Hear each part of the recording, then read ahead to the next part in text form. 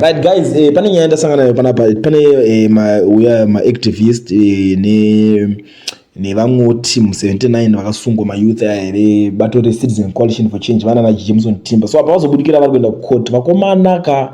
Handizviziva zvangu kuti rimwe racho tingati drama iri richita vanhu, but vamwe vacho vanga vachivapinda vachikamena vanhu ivavo kuratidza kuti vakarohwa zvisingaite. Vamwe vacho vatosvika vakaberekwa pakoti ipapo.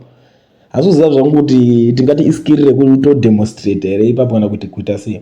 But polisi yepaZimbabwe kurohwa inotorwa zvoshua. Hazviti zvokurova inorohwa kwatonzi watorwa chimbotorwa kawanone zvavanokuita. Kurohwa vanokurohwa zvochokwadi.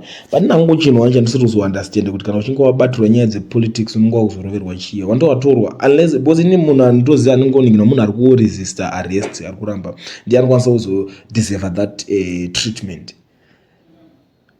Amen, kana tomboti nyaya kuti timu rakavatora racho rere havana nguva havana tsitsika yekuningira vaingada kutombopedzera hasha dzavo kana kuti unenge watorwa nemarecruits vekuti vangonzwa kuti mboma kumunhu.